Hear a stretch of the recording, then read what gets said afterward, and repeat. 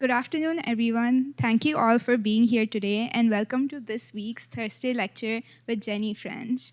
Jenny French is an assistant professor in practice at the Harvard Graduate School of Design. She's a co founder of French 2D, an award winning practice deeply engaged with local issues of collectivity, housing, public space, history, and identity.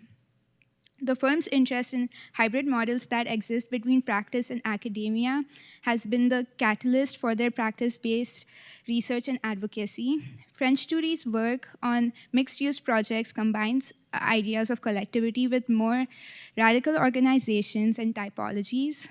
The firm has extensive experience with meaningful community engagement and focuses projects at multiple scales of novel forms of civic participation.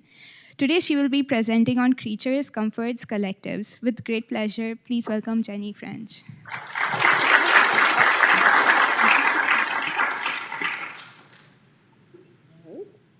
Thank you so much, Brenda, for being such a wonderful host, as well as to Kristen and Sharon and Jean Lou.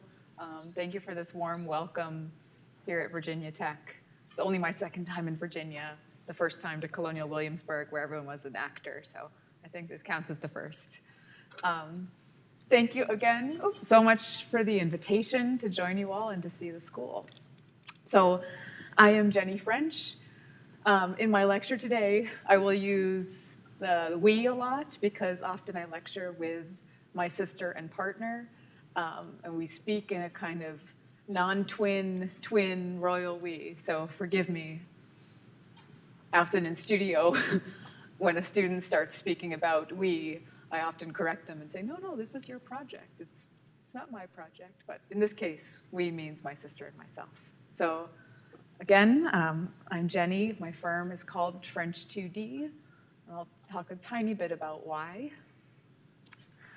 So today's, the talk I'm giving is called Creatures, Comfort, and Collectives. And so comfort for my practice is really a condition and a quality that we explore through a spectrum of meanings, really from vulnerability to forms of discomfort, softness, coziness, as well as social and thermal conceptions of comfort.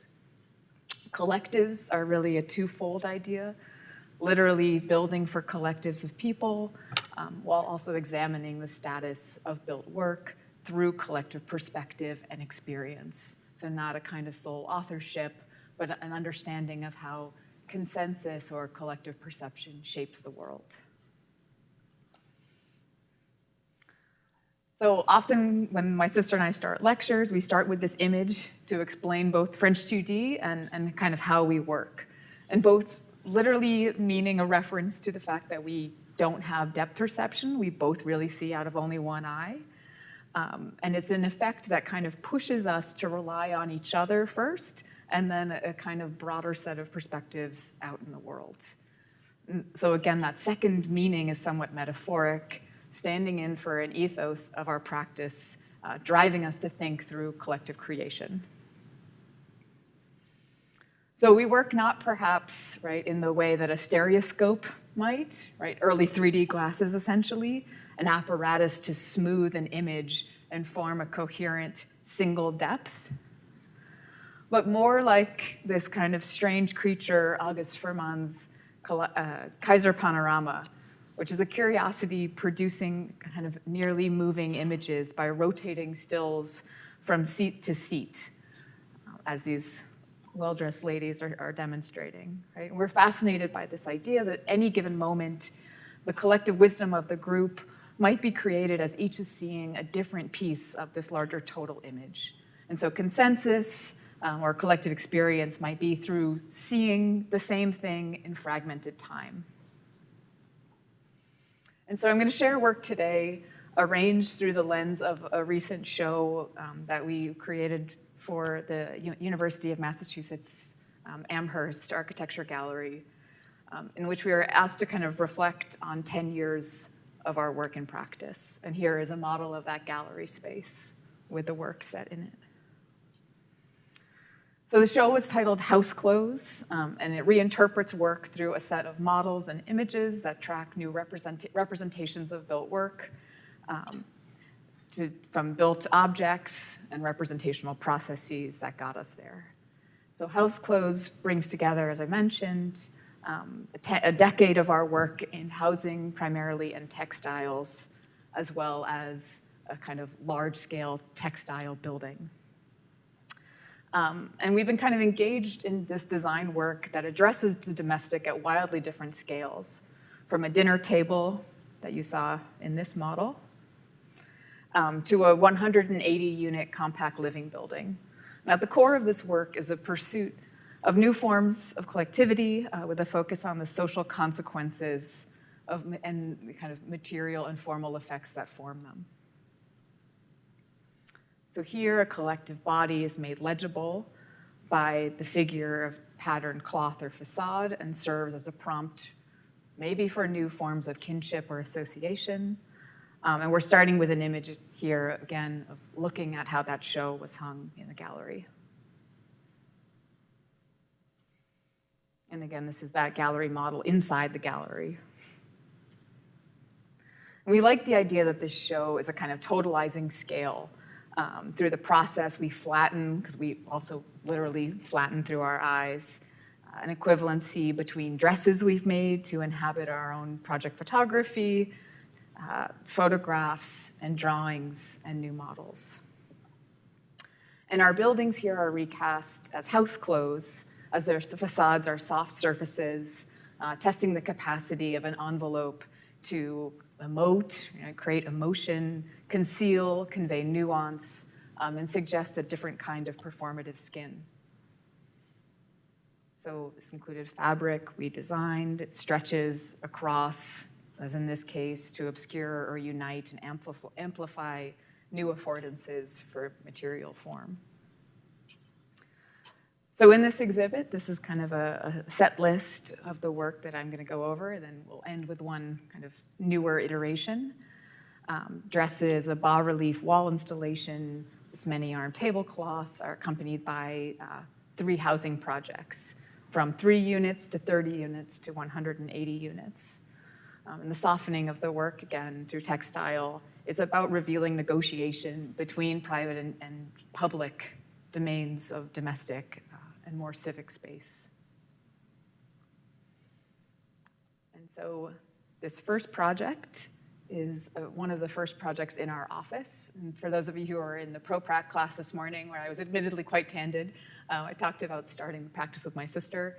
This is really what enabled us to kind of quit our other jobs and launch. And so here we see it. It's a 300-foot-long building, here seen at scale, and a 7-foot-long model made for the gallery, where a facade sort of telegraphs or makes visible a collection of 180 compact units, which at the time we were calling micro-housing, right, and are part of a kind of growing lineage of discussions around solving the housing shortage that is kind of sweeping the country. And so really multiple lives here are unified inside of this kind of single surface, almost like a cruise ship, with portals used as windows into individual units.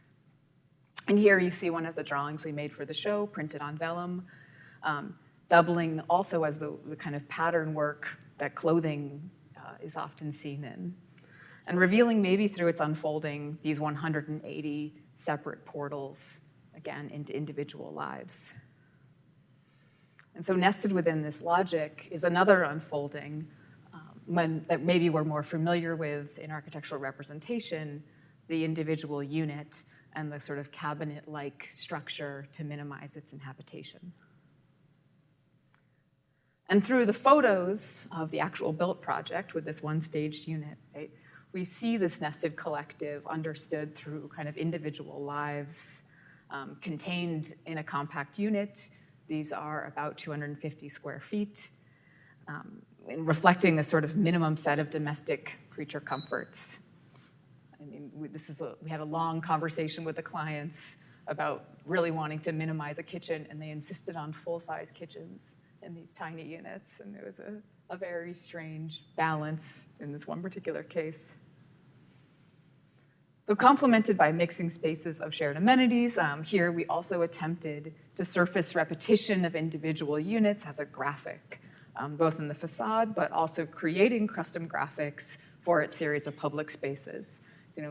This had a very tight budget, but we managed to eke out of it millwork that we designed as well as these wall graphics. And again, you see these kind of peppered throughout the building, reiterating this kind of conceptual model of multiplicity. Mediating, again, through shared spaces. This is seen across this kind of 50-foot, again, cruise ship-like building, looking from one common space through a hallway out into another. And here are the floor plans of this. So we completed the project in 2016 and sort of took stock of this typology. And the success of the building for us was that it actually was a sort of proof of concept in creating a contemporary collective housing type, actually vis-a-vis an antiquated model, the SRO, which I also mentioned this morning, the single room occupancy. So this is a building that would have been illegal to build at its time were it not for basically a grandfathered or a kind of exceptional zoning allowance for this one site.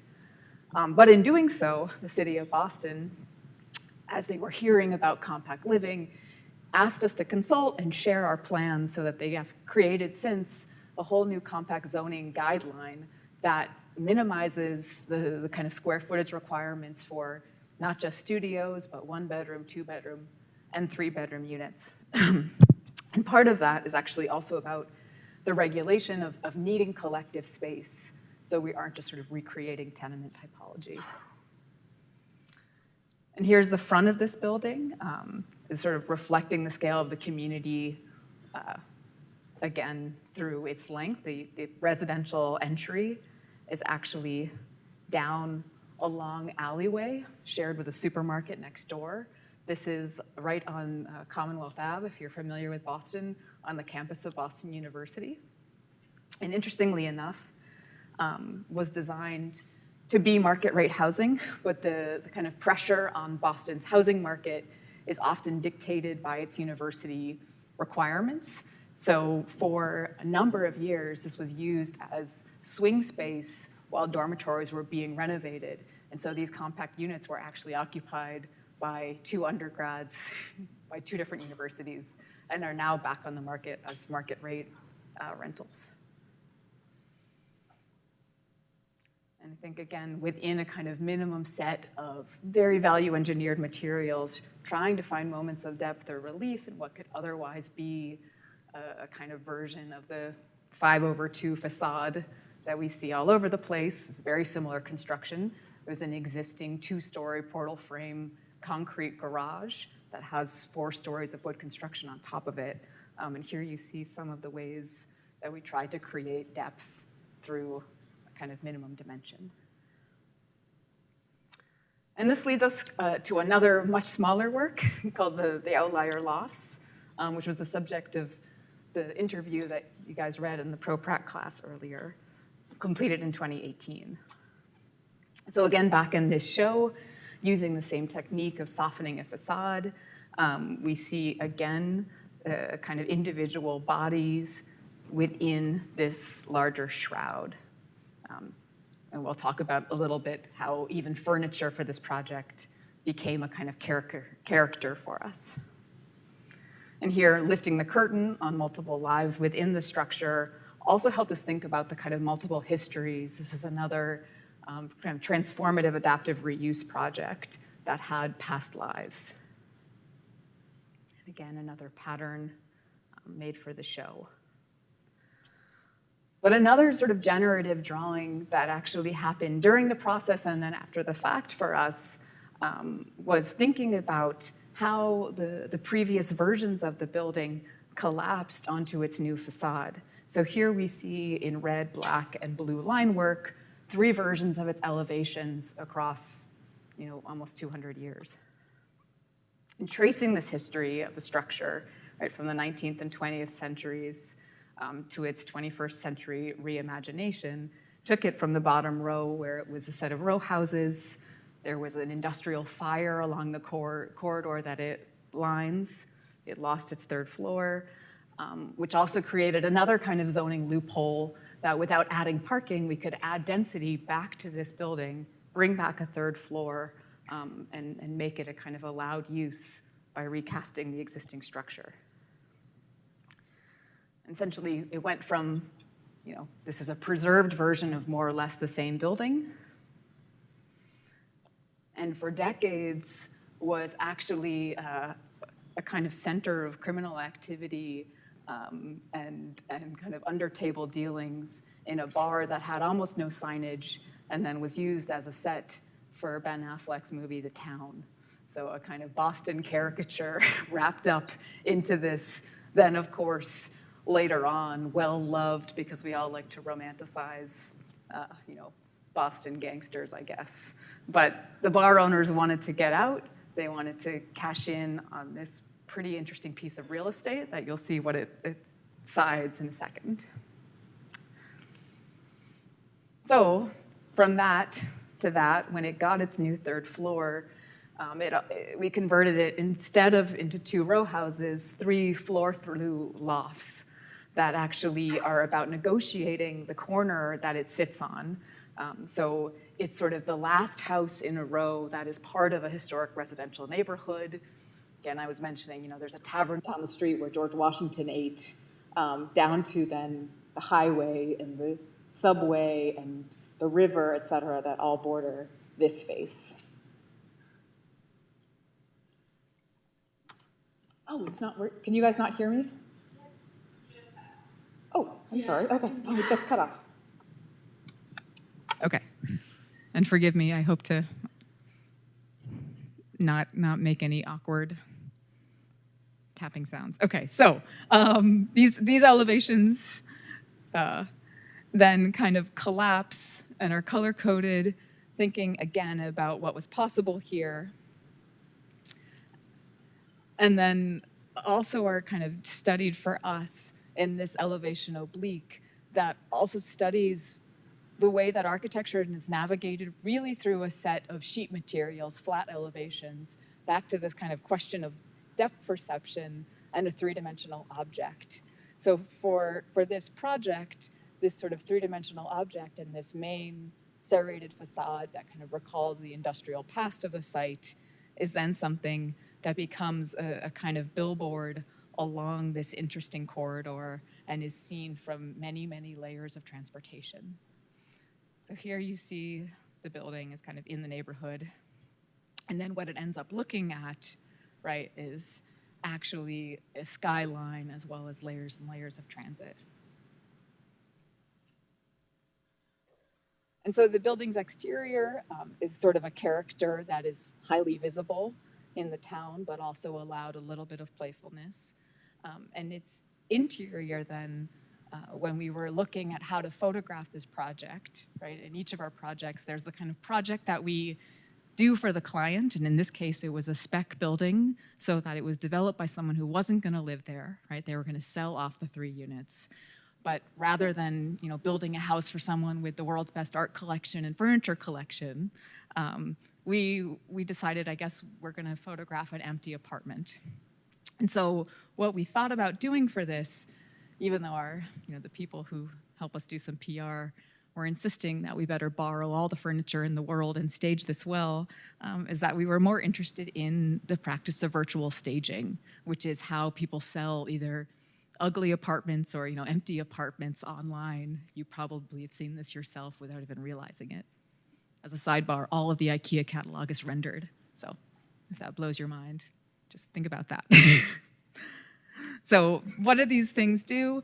This historical kind of past, it was a 19th century house, a kind of worker's cottage, it was a bar, and now is this loft of 3 different family units that live there, are kind of virtually staged with chairs, living out a kind of drama of the interactions of its occupants, including that there's the fire that actually started in a potato shed, so there's a bag of potatoes too, or the bar stools left over.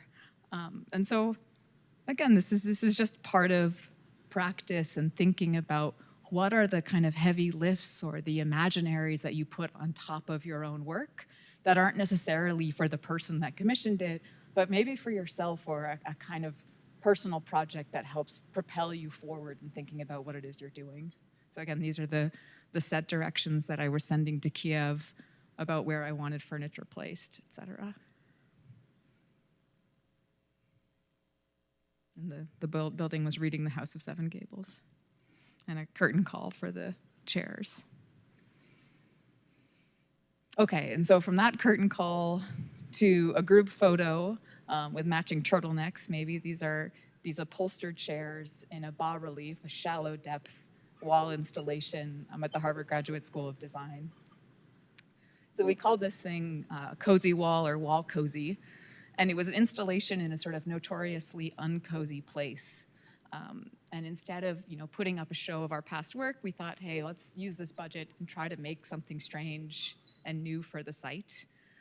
And was really about using fabric to make space and also thinking about the choreography of furniture and space as a way to foster connection between people.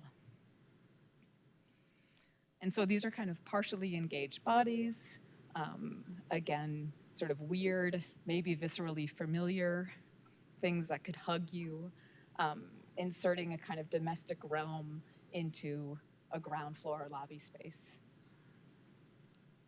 And there are ergonomics maybe are kind of about privileging, again, maybe emotional connections over efficiency or some other idea of performance.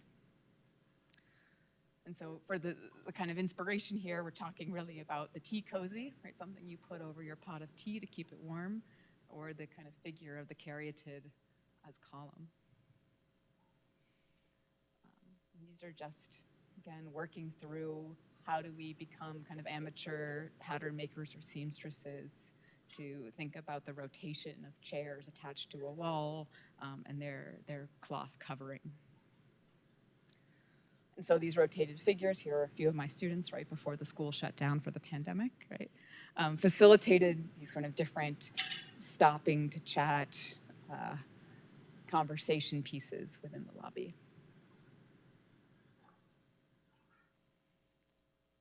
And this is a little bit also influenced by secessionist traditions, thinking about the kind of total design environment that might look at the way you dress and the objects within your own house and the house itself as a series of choices that were all going to be coordinated and kind of authored. And instead of thinking about this as necessarily a total environment, thinking of it as sort of an inserted version of that into a new place. And here we are fabricating it ourselves. And so kind of speaking of labor, right, we move back up in scale to the project that was the image for the lecture poster today. This was really a labor of love, kind of cheesy thing to say, but a long-standing project that also started in 2016 with a group of 30 families who self-created a co-housing community, a kind of ground-up construction that they finally moved into last year. And this was really designed through a multi-year participatory process. It's called Bay State Co-Housing, and it really questions the definition of family and household in both legal and formal terms. So it's an intentional community, which means it's self-governed, it was self-financed and self-developed, which is pretty remarkable for anything bigger than a single-family house.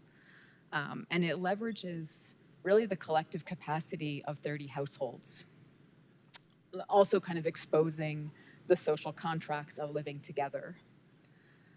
And the building, right, has a kind of entanglement of private units and then these collective spaces at a real range from the tiny, this kind of nook underneath a stair that connects to the kids' space, to the larger, looking through a kitchen window out into a collective dining room and living room for 100, or back to that collective kitchen. It's also kind of wrapped with outdoor terraces, making space for its approximately 70 residents, really to operate as a large, complex extended family And part of the brief for this project was actually that they wanted lots of outdoor space. You know, there's a whole lot of decks, 5 different decks here in a terrace. But they didn't want any of them to be private. They didn't want anyone to have the ability to go, you know, retreat to their own balcony or deck. And so rather than, you know, saying there's one version of our social space outdoors, there is this incredible kind of visibility across a courtyard, so that the sort of social navigation of seeing someone and going to join them is ever present. And many of the units also then open right out onto this courtyard.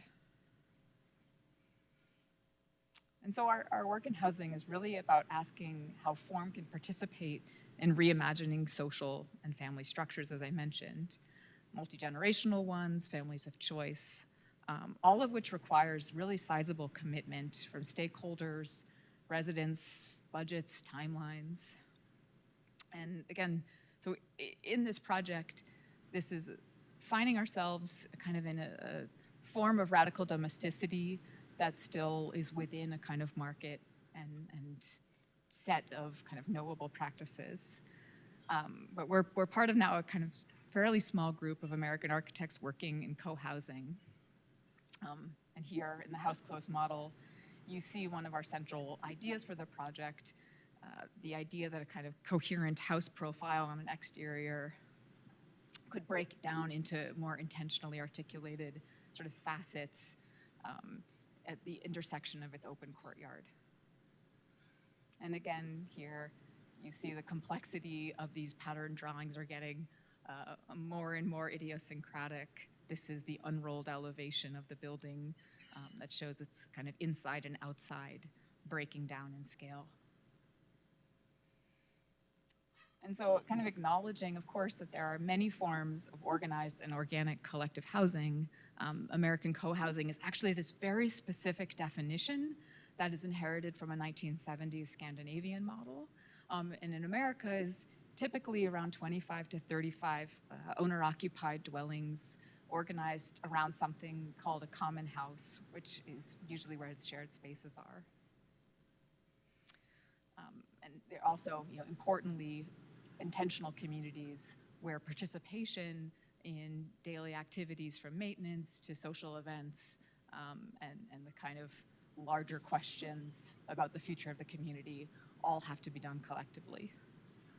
So this model is often confused with co-living, but it's really a more intensive model of living together. And really the kind of decades of lifetimes that are going to unfold and are anticipated here were shaping every decision that this group had, both as a kind of program brief before we joined them and that we developed with them. And so as I mentioned before, our kind of position here, instead of what the typical formation is actually lots of suburban looking, either detached or semi-attached houses around what looks like a kind of camp mess hall. Here we are on an urban site. And so we were thinking about how a single structure, which you see maybe in the top row, could then break down as a kind of aggregation of 30 units piled up. And so again, this is kind of against the kind of scatter formation that we see in American suburbia and more this sort of strange new creature. So in the design process, right, this is our classic Post-it note slide, but using models instead of just a board. We became really co-design facilitators, right? We quickly realized that the actual community building was happening well before the project got built. And that was through these sort of set of exercises where the residents who were our clients became kind of, you know, amateur architecture students in that they had to understand how to read plans and models and renderings. They then created a common language for themselves that kind of filtered into their own meals and social events as well. So we worked in different kinds of media, right, including large-scale models that would help them be able to see, you know, the scale of a space that might be familiar to them, like, oh, this is a kitchen and a dining room. When we then populated it with chairs and tables and people, they finally understood this sort of in-between in large scale of what it would really mean to have their common dining room and kitchen compared to what their own individual kitchens and dining rooms might look like. So this project asked us to be sort of architects, but it also asked us to be policy advocates. And this is the zoning ordinance that we had to write to make the project possible. So I talked again in the ProPrec class this morning a little bit about, the student asked about homelessness. And I mentioned kind of exclusionary zoning. And in Massachusetts, we finally have a mandate that all of the suburban communities and even slightly denser communities that circle the city had to do away with zones where only single-family houses were allowed, near transit stations, near trains, et cetera, which this is a perfect example of, to allow multifamily housing to exist. So while this project was being designed, the community that it's in, which is right on the rapid transit, the train line system, the MBTA of Boston, it's called Malden, literally one city north of proper Boston, they had a building moratorium, right? They said, literally, we have to stop. We don't like this transit-oriented development. We have too many apartment buildings where people are, it's like a bedroom community. They show up, they don't participate in anything community-related. They actually then decided they were gonna downzone. They literally said, we're gonna decrease the height and density on all of these urban parcels, that were visible from the train station right across from it, including this site. So we designed the project as a 4-story building with a certain density, and then suddenly it became illegal when the new zoning came out, and the planning board refused to give us an exception for it, and the project looked like it was just going to sink, that the clients who had been investing all of their time and energy and had created equity were going to kind of have to go elsewhere. But someone who had lived in a co-op at Berkeley, and Sharon, I didn't even mention this when we were talking about Berkeley last night, who was a city councilor for the town, said, you know what, I'm really interested. Can we write an ordinance together? We created an ordinance that created the opportunity for these particularly self-governed, more collective housing types to have just slightly more density that made the project possible. But it still had to be 3 stories instead of 4, and they still required a parking space for every single bedroom, even though these clients didn't want to have cars and were right near a train station. So, very interesting. Okay, so juxtaposed with that slow collective, right, that we started 7 years ago, are these kind of faster, more agile experiments in collectives that, again, are kind of navigated through cloth. So just in that, as in that kind of stranger cozy wall piece, these next few pieces, tablecloth, the building dress, and a dress for a building, are about reconsidering kind of constructed relationships between ourselves and architecture. So here in, again, a kind of top view elevation or pattern drawing, we see the sort of creaturely pushing of the boundary of what is a 40-foot long tablecloth with many arms. And for us, it was really about actually unpacking a thermal construct. So this was during COVID. We were designing a meal for women, the Madam Architect, which is a blog maybe some of you guys have seen. They do interviews, not just with women architects now, but all sorts of architects, hosting a dinner in Brooklyn. And of course, it was March 2020, it got canceled. And then as we were reimagining it, we were thinking about the expanded idea of what was, acceptable for eating outside when none of us could gather inside. So this tablecloth is actually made of thermal camping blankets, and was about not just the kind of strangeness of wearing a tablecloth during a dinner, but also maybe the idea that it could provide you some warmth. So this dinner was supposed to be outside. Of course, it rained. So it was inside with the doors open. In March, it was cold in Brooklyn. Then we took this thing outside in the summer, the backyard of the GSD. And then again in October, under this funny pavilion that Kirsten Gears, David Von Severin made that really needed to be programmed outside of the Graduate School of Design to host a dinner with members of NOMAS and this group called the Loeb Fellows at the school. So again, it was sort of served as an installation that was about creating a quick collective and thinking about how maybe wearables could be one way that we adjust our ability to be outside together. I heard a little bit about outdoor studios during COVID, and actually that some of you kind of miss being outside. Interesting.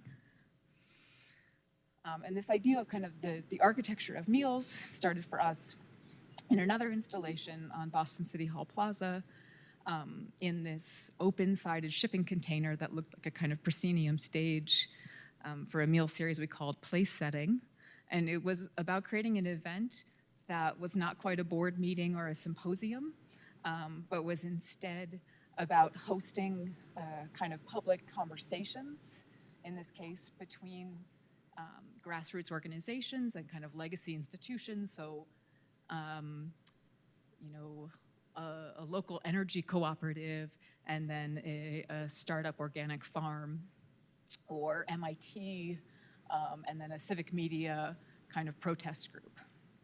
And these meals were testing the arrangements of the hierarchy of a dinner table. So here's literally some IKEA tables we bought, and thought about all the ways that they could sit inside of and spill out of this open-sided shipping container, again, for a meal on somewhat cold nights in October that were a sort of performance as part of a design festival. So they kind of encouraged sanctioned eavesdropping. Literally, people were wandering around, watching folks eat dinner and talk. And some of these dinners had people who, you know, had become enemies 30 years ago, hadn't seen each other, and then reconnected, or, you know, people who have since started collaborating on things. Kind of an amazing way to just get people slightly uncomfortable and then create, you know, like we all do on orientation week of college, right? New connections that can bring us, you know, into the future. So again, you know, for us, we're thinking about the post-occupancy study of buildings. And so we actually were recording real-time conversations and then had interviews with the guests at this dinner afterwards for them to reflect on kind of what was happening as they were in this sort of unfamiliar version of a quick collective space. So, you know, we worked with my brother-in-law, who also happens to be a kind of UX researcher and social scientist, and are really interested in exactly this question of how does perception, how does our experience start to shape and be influenced by some of the things that we might not even consider architecture, but are actually super instrumental in creating the kind of new connections, you know, that the university is really about even. Okay. And now, moving on to clothes within this house clothes show. It included actual clothes. These are neoprene dresses, you know, it's scuba material with patterns that we designed to match a larger scale facade. And this is a facade for a garage in Cambridge, Massachusetts, which is part of this lab complex and next to a well-loved art house movie theater. So this garage, which is an existing 80s garage, was part of one of the largest real estate transfers in the US at the time. And the city of Cambridge and its residents, all they really cared about, strangely enough, as this changed hands, was how to make this kind of ugly garage more attractive and block some of the light for its neighbors. So again, here are some dresses we made to occupy the photographs. But the main event of the garage is actually a 26,000 square foot drawing printed on basically like a theatrical scrim. So if you understand the way that light can filter through something or be bounced off of it, this is a kind of opaque drawing during the day, but you can also see through it and then it glows at night. And so this is really a massive textile drawing with no repeats. You know, this is the ultimate crashing Illustrator file, if you know what I'm talking about. It is wrestling really with the relationship between seeing a surface as a volume, as a drawing, and as a building all at once. And so here we're really arguing that a kind of wrapped giant garage has to be sort of presented as a proto-building, right? Read through multi-scale articulation of its facade, which ultimately was about the kind of proximity that you would get to it as an urban object, right? So here's the site plan of the kind of analysis we did to reverse engineer the idea of at what scale should you be looking at, a finer grained pattern versus these larger urban figures that you'd see at a distance.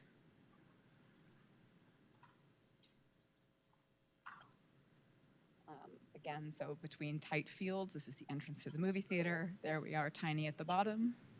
Again, this is another thing that our PR people told us not to do, but I think that's kind of interesting. I realize this is being recorded, I shouldn't say that. And loose collections of kind of familiarly profiled characters seen at a distance. And unfortunately now, of course, like everything, there's a large building here that's blocking this, but people in the building get to see it. And you see here that in photographing this project, we took on the staging of a series of occupied scenes that were, almost like film stills for us, narrated by the movements of these kind of characters made of dresses that we inhabited. And kind of like that virtual staging that you saw, this is really about thinking about photography as another way of imagining the way we all draw our architectural projects projected back into the real world, a kind of surreality that helps us just distance and abstract something that we see both in its imagined state and in its reality. All right, and here's the backside, kind of static textile backdrop, seen here with some green in it for the other neighbors who insisted they wanted some green. And then putting ourselves, back into the drawing itself. Okay, and then lastly, just a couple more slides. This is the sort of building scale textile that we saw in the last project, but instead imagining the capacity of a layered envelope to negotiate new forms of comfort. This also is coming a little bit from an essay I wrote for November's issue of Domus. That was called The Temporal. This is the broader issue piece. So really here, you're seeing an axon of this iteration of the house clothes literally on top of one of these models. And so the idea here is that as domestic interiors codify relationships, right, dictate how we live together and see one another, they're also reinforcing standards of thermal comfort really out of sync with our climate reality. So the high performance, hermetic, right, tightly sealed interior is all about conserving energy, but is kind of remaining too attached to the stability of the interior environment. Right, again, this morning we talked a little bit about maybe our addiction to air conditioning. So this project, which we called House Coat, instead is about speculating on a looser envelope and deploying lessons from conditioning the body at the building scale. And so maybe from the light layers of hiking to a kind of protective urban overcoat, it's a speculative project imagining a wall section as a set of delaminated layers. Air and vapor barrier, which has Tyvek underneath here. Not the best performing thing, admittedly. Canvas shading, and then this sort of insulated puffer coat. Incidentally, I think as I have my students talk about envelopes and the kind of performance of envelopes moving towards leakier or more easily negotiated ways of enclosure, and even thinking about the kind of exterior, the evolution of insulation from inside a cavity wall to actually being analogous to a jacket. It's funny to hear, these very dry technical descriptions start to invoke this exact analogy. So really, as the building kind of puts on or sheds its layers, what we're thinking about is comfort as a resourced commodity, literally something that can't be infinite but takes fuel. And instead, thinking about maybe delighting instead in an extended period without mechanical conditioning, being able to take on and off layers. Okay. And so lastly, again, here's models of the dresses and of the tablecloth from that show. Thinking about reflexivity in our own work, reimagining how drawing connections between built projects and the kind of internal process or imagination that lets us think through where we've been and where we're going next is really vital to our practice. So maybe I'll leave you with a couple questions as provocations. So think about if we accept and understand kind of the messiness of our own personal frame, can we come to kind of new forms of collaboration or working together with a sense of openness or vulnerability? And when we soften boundaries, right, literally and kind of socially, can we collectively chart out new meanings and priorities for a complex and changing world? So that's it. I will leave you there.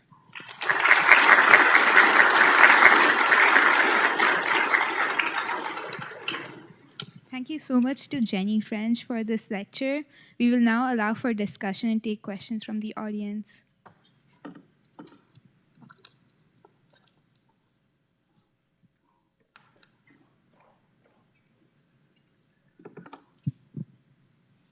Thank you, Ms. French, for coming and the time.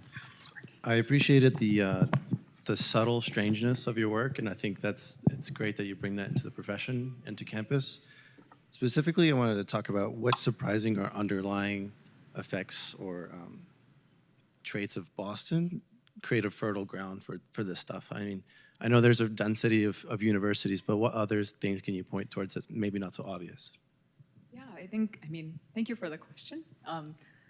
We had a little bit of this discussion this morning as well, that Boston is a fairly conservative design community. You think about the kind of freedom of moving to LA, where everyone gets to experiment in this long history of the kind of case study house. In Boston, there is, at times, useful concern for the cohesion of the built environment, and then sometimes like really onerous specificity about being historically accurate within certain areas. But to an extent where there is freedom or where familiarity lets people see something in a project, not just as a total replica of a historical type, but as a way to be comfortable, I'm overusing this word, a way to kind of understand and have a way into a material or color palette, right? In the co-housing project, this building is near a bunch of what's called the Victorian painted ladies, right? These wood houses that are highly decorative and have, sometimes 5 different paint colors. So I think there's a kind of dialogue between this, a long history of form, gable types, obviously, which are then, pretty forgiving in terms of the geometries that they can manipulate or create. I think there's opportunity within that, yeah. And all of these things also are from extremely small budgets, which I think is kind of an important thing to note, that like things like color really end up being color and details and trim, really important. Thank you.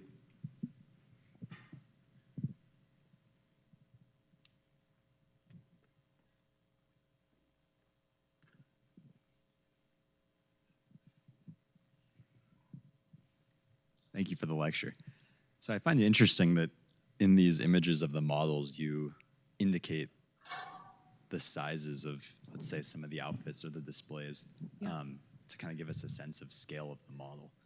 But then I find it interesting that for certain photographs that you presented, there was also a scale indicated. I'm curious if you could talk about some of your reasoning behind that for a photograph which seems sort of arbitrary in size.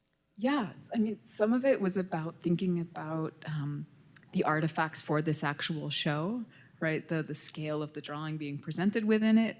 But even just, like in the garage screen, and we're doing another one right now in Haymarket, where wrapping your head around something that appears on a screen as 1/2 inch and will actually be 10 feet tall, which we do constantly, right? It's actually reminding ourselves of the kind of mental gymnastics that goes between the abstraction of the scale model to the real world and actually creating a feedback loop that might be productive in misreading those scales. If that makes sense. Yeah. Thank you.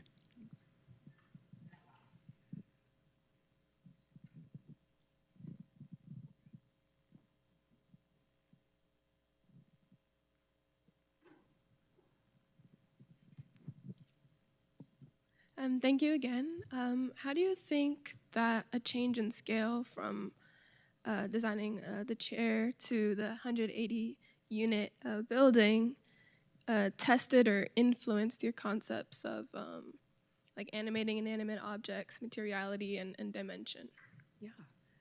So that 180 unit building, right, again, what made it different than the kind of single room occupancy of the past maybe is that it had the collective spaces that you might all be familiar with in your university lounges, right? Things that are not only just a relief space if you live in a small apartment and don't want to spend all of your time there, but are also really necessary to kind of build the social network that makes us all happy and not lonely and, you know, not sick because of our loneliness. So some of it is just the practicality of we have these longer scale commissions and that we want to be working on things that we kind of initiate and can make ourselves and that no one's asking us to make, but are sort of, you know, filtering back into the way we're thinking about the things that have clients.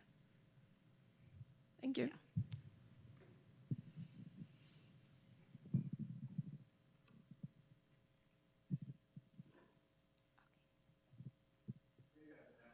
Yeah.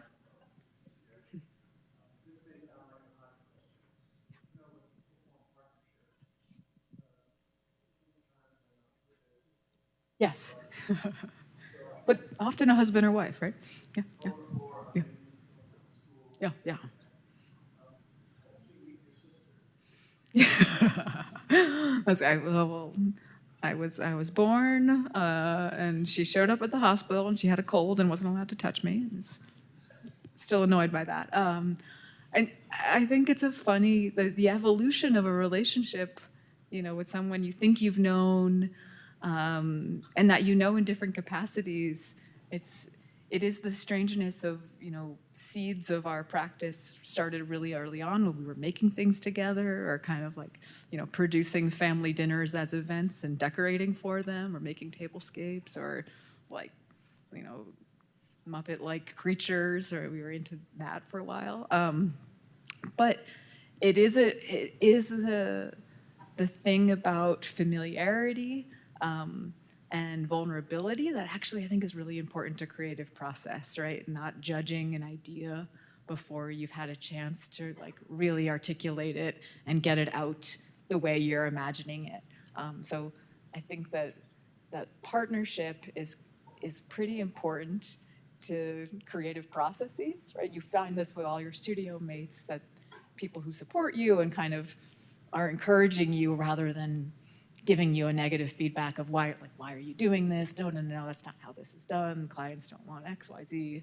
I think that has become a little bit of our, you know, our gift in that we give ourselves the space to do the things that other people might not let us do. Yeah.